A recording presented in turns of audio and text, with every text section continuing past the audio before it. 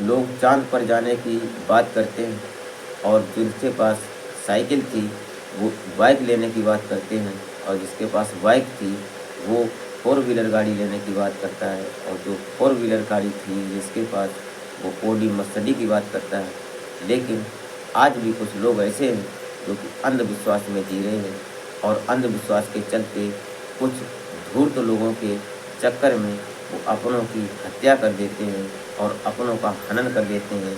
पता नहीं चलता है कि वो क्या कर रहे हैं, इतना इनके अंदर बोध नहीं होता है, इतनी समझ नहीं है कि आज के समय में 2024 चल रहा है, हम कहाँ से कहाँ पहुँच गए। डिजिटल इंडिया बन चुका है, जो कि फ़ोन यहाँ से करते हैं और किसी से भी बात कर सकते हैं, लेकिन लोग अब भी पुरानी सोच में जी रहे हैं और पुरानी बातें मानते हैं। इसमें ये पुरानी बातें क्या, जो तांत्रिक लोग हैं, जो दूसरों को गुमराह करते हैं, बरगलाते हैं, उनके साथ में रहकर कुछ लोग भ्रमित हो जाते हैं और अपनों का ही खून कर देते हैं। तो आज की वीडियो इसी से रिलेटेड है, कि पॉइंट टू पॉइंट कहानी आपको बताएँगे, इसमें होता क्या है।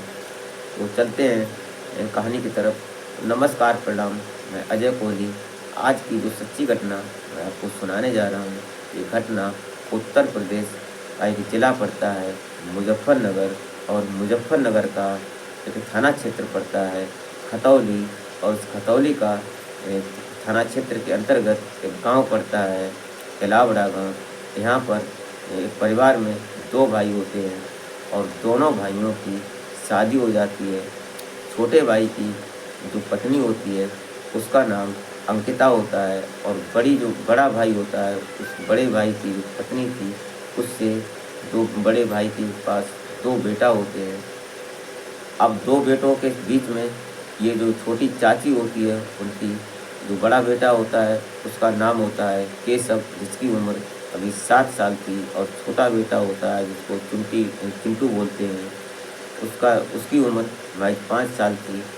सब सही चल रहा था, लेकिन जो अंकिता होती है, इस केशव की और चिंटू की, इस चाची की, जो अंकिता होती है, इसकी तबीयत कुछ समय से ख़राब चल रही थी, और तबीयत ख़राब चलते-चलते ये कई बार डॉक्टरों के पास गई, लेकिन डॉक्टरों से ज़्यादा ये लोग, जो इनकी जो अंकिता होती है, इसकी माँ होती है रीना, ये रीना जो होती है, और अंकिता, ये किसी न किसी तांत्रिक के पास जाते किसी मौला भगत के पास जाते हैं।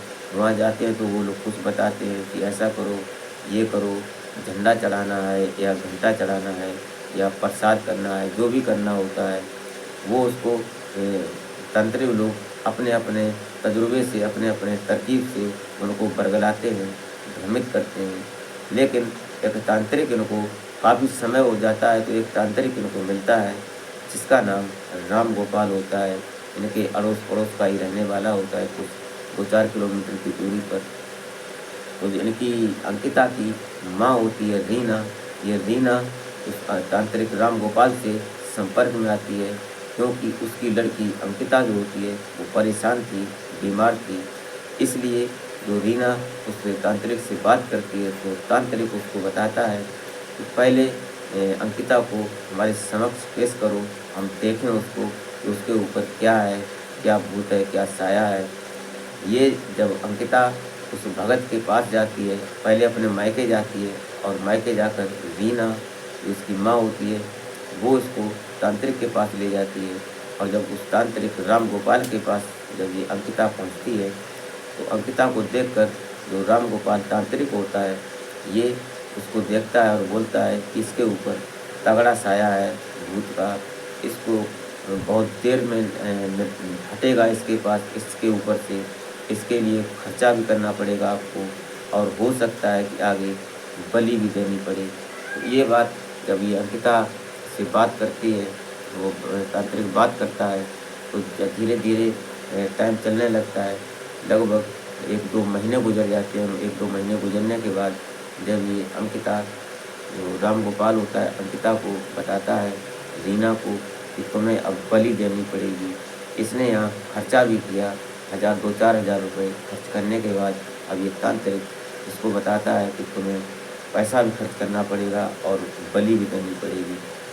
तो बलि देने की बात होती है तो ये रीना जो होती है पहले तो बोलती है कि बलि हम जैसे बकरे की या मुर्गे की ये तो बलि दे सकते हैं और किसी के बलि कैसे दे सकते हैं। लेकिन जो तांत्रिक होता है वो इससे अंकिता की माँ रीना पर दबाव बनाता है कि अगर तुम बलि नहीं दोगी तो जो इसके ऊपर साया है वो इसके ऊपर और हावी हो जाएगा और ये धीरे धीरे मर जाएगी, पागल हो जाएगी। ऐसी बातें जब उसके अंदर दहशत बढ़ता है रीना के अंदर तो रीना डर जाती है। फिर ये प्लान बनाती है कि बलि कैसे देनी है। तब ये तांत्रिक जो बताता है कि लड़के की बलि चाहिए, जो कि बच्चा हो उसको मारना है, उसकी बलि चाहिए। ये बातें जब ये रीना को बताता है तो रीना प्लान बनाती है कि कैसे करें। तो रीना अंकिता को बोलती है कि तुम्हें ऐसा करना पड़ेगा, किसी की बलि देनी है। तो ये बलि के चक्कर में इसने पहले अपने जो भाई का जो लड़का होता है छोटा चिंटू, इसको ये 5 साल की उम्र होती है, इसको ये बरगला कर फुसला कर अपने घर ले जाती है और घर ले जाकर इसकी हत्या करती है। कपड़े से मुंह दबाकर गला घोंट कर इसकी हत्या करती है और इसकी बलि चढ़ा देती है। उसके बाद जो घर में लोग जानते हैं, तो पता चलता है कि इस बच्चे की मौत हो गई है, क्या हो गया। तो ये लोग सोचते हैं कि हो सकता है कि ऐसी बीमारियां चलती हैं कि अचानक कुछ हो गया हो, इसलिए शायद इसकी मौत हो गई।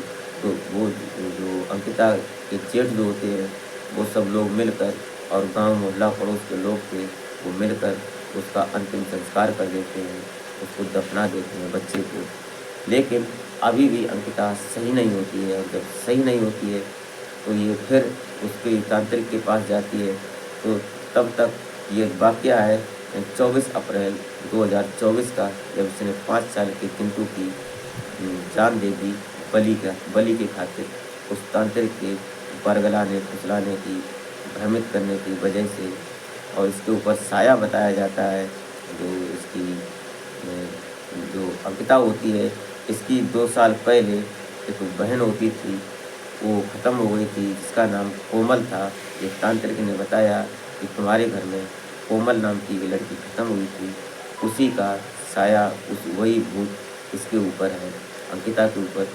अब अंकिता जब सही नहीं होती है तो अंकिता बोलती है कि अब क्या करें। तो उस तांत्रिक ने इसको तरीका बताया कि एक बार में सही नहीं होगी, दोबारा तुम सही हो जाओगी, तुम्हें बलि फिर देनी पड़ेगी। तो ये दोबारा फिर प्लान बनाती है अपना शरीर सही करने के लिए और उस तांत्रिक राम गोपाल के बताने पर, उसके भ्रमित करने पर। तो ये जो अंकिता होती है और रीना दबाव बनाती है अंकिता पर और राम गोपाल दबाव बनाता है रीना के ऊपर। अब ये अंकिता जो होती है दोबारा फिर अपने भतीजे के ऊपर, जिसका बच्चा ही था, जो बड़े भाई का बेटा होता है, भतीजा था, उसको, जिसका नाम केशव होता है, उसको ये फिर ले जाती है 17 मई को उस बच्चे की बलि चढ़ाती है। उसका भी गला घोंट कर, जो मुँह में कपड़ा दाब कर, कैसे भी करके उसकी जान ले लेती है। वो मर जाता है उस तांत्रिक के सामने। ये जब इसकी हत्या हो जाती है और हत्या होने के बाद ये जो लोग होते हैं, जो मोहल्ला पड़ोस के और उसके पापा मम्मी जब देखते हैं कि बेटे की मौत हो गई है, क्या हुआ, तो लोग डर जाते हैं कि पहले भी हमारे बच्चे की ऐसे ही मौत हुई थी, दोबारा भी ऐसे ही मौत हुई और इस अंकिता के घर में ही क्यों मौत होती है। इसलिए उस शंका संदेह के खातिर इन लोगों ने दोबारा जो बच्चा ख़त्म हुआ तो उन्होंने ये थाना खतौली के अंतर्गत रिपोर्ट दर्ज करवाई। और जब रिपोर्ट दर्ज होती है तो पुलिस एक्टिव होती है, तो थाना अध्यक्ष होते हैं वहाँ के, वो एकदम टाइट होते हैं। वहाँ जाकर जब इन्वेस्टिगेशन होती है, पड़ताल होती है, जो पुलिस के और लोग जाते हैं, पुलिसकर्मी जाते हैं, तो वहाँ पर देखते हैं। तो जब थोड़ा छानबीन होती है, क्योंकि भगत राम गोपाल उसके आता जाता था, तो लोग जानते थे कि यहाँ पर ये आते हैं, तो इसलिए तो लोगों ने जब इसको देखा कि पड़ताल की, तो पड़ताल करने पर पता चलता है कि उसके जो बेड में एक डिबिया मिलती है और डिबिया में सिंदूर था और वहाँ पर एक कागज़ पर लेख मिलता है। उस कागज़ में लिखा था कि आत्मा अब शांत हो, अब आत्मा शांत हो, ऐसा करके कुछ लिखा था, कुछ सिंदूर से लिखा हुआ था। ये सब कुछ मिलता है उसके घर में। तो अंकिता को पुलिस मौका स्थिति पर गिरफ्तार कर लेती है, अपनी कस्टडी में लेती है। उसके साथ में उसकी माँ रीना को भी अपनी कस्टडी में लेती है। जब रीना से और अंकिता से बात होती है, पुलिस जब अपनी पूछताछ करती है, तो अंकिता और रीना कबूल करती हैं।